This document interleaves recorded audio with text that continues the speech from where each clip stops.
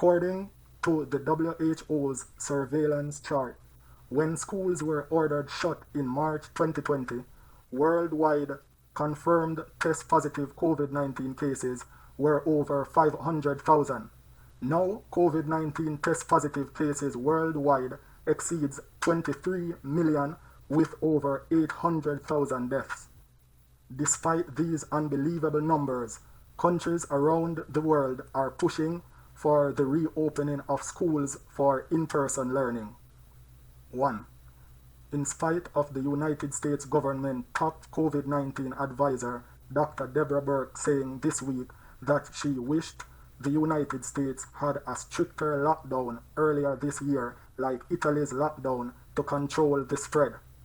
She states that people could not come out of their houses but once every 2 weeks to buy groceries for an hour with a certificate that said they were allowed.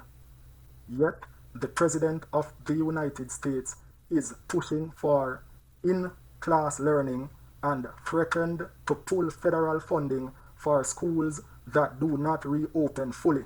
In Chapel Hill, North Carolina, in the United States, the University of North Carolina reported about 170 students tested positive and about 5 university staff during the first week of in-class learning started 10th August 2020.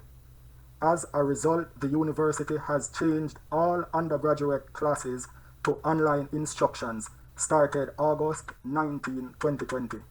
In Atlanta, Georgia, in the United States, Georgia Institute of Technology students staged a die-in at the school to protest insufficient COVID-19 safety rules at the school. In Indiana, United States, the University of Notre Dame's president, Reverend John Jenkins, announced that effective Wednesday, August 19, 2020, in-person classes for the university's undergraduate students are suspended until September 2nd, 2020, and for graduate and professional students until August 24, 2020, replaced by remote instructions only because positive rates for the coronavirus continue to climb.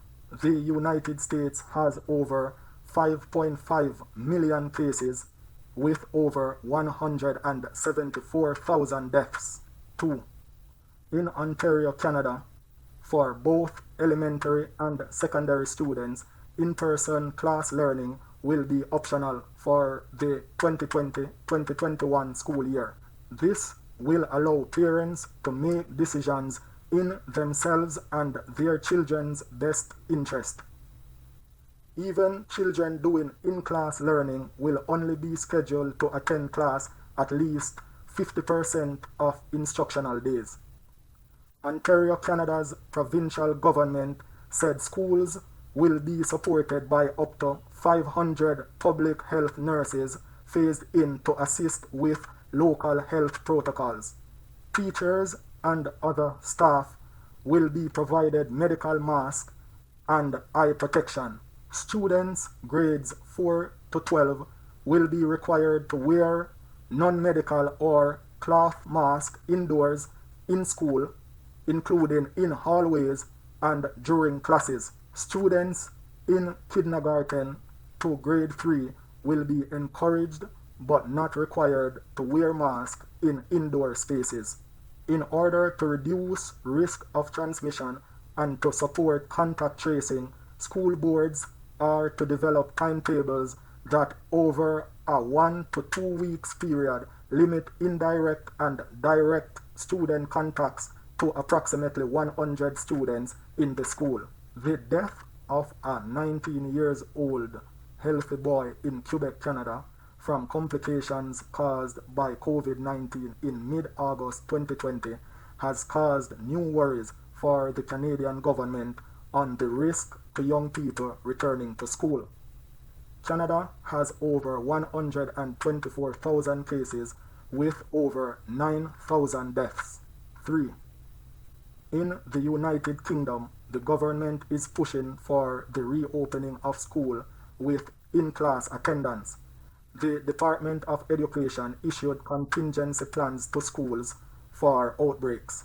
The plan states that in the event of a local outbreak, the Public Health England Protection Team or local authority may advise a school or number of schools to close temporarily to help control the spread. Schools will need a plan for this eventuality. This may involve a return to remaining open only for vulnerable children and the children of critical workers and providing remote education for all other students. The government of the United Kingdom wants all students back in school for September 2020, with Prime Minister Boris Johnson calling it a moral duty to open schools in the United Kingdom. The United Kingdom has over 324,500 cases with over 41,400 deaths. 4. Schools are set to reopen in Italy in September 2020. Classes will have less students to allow physical distancing, and there is a push to hold classes outside when possible. More than 40,000 temporary teachers are expected to be brought in to make this happen. Teachers will have to wear masks and eye protection, and the students will have to wear a mask. Italy's education ministry put out a Europe-wide tender to get 3 million single-seat desks for September. Some school districts have started to saw the old-fashioned bench desk apart to ensure physical distancing in the classroom, just in case the order does not arrive on time. Italy has over 258,000 cases with over 35,400 deaths. 5. In Germany, schools are set to reopen in September 2020. Each state can set their own COVID-19 safety rules. Students in Mecklenburg-Western Panorama must wear a face mask on school buses and in all common areas outside of classrooms. Classes aren't allowed to mix on school premises. In Berlin, students must wear masks when moving around in the building but not in classrooms. Now, less than 2 weeks after reopening, it is being reported that hundreds of students and teachers are in quarantine because of COVID-19 outbreak in about 40 schools. Critics are now saying the COVID-19 safety protocol in Berlin should be stricter. Some German schools are also incorporating the alternating days approach to reduce the number of students at any given time. Students will do in-class instructions one day and online lessons the next day. In other German states, students are tested for COVID-19 every 4 days. Germany has over 232,500 cases with over 9,200 deaths. 6. In France, schools are set to reopen with in-class learning in September 2020. Teachers and students older than 11 will be required to wear a mask in some areas and follow physical distancing guidelines. France has over 223,400 cases with over 30,000 deaths.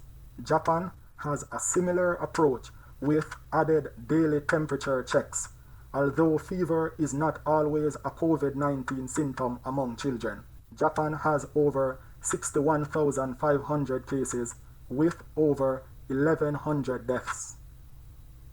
As always, thanks for watching. Please thumbs up, share, leave a comment, and don't forget to subscribe. Again, try to be grateful and think positive.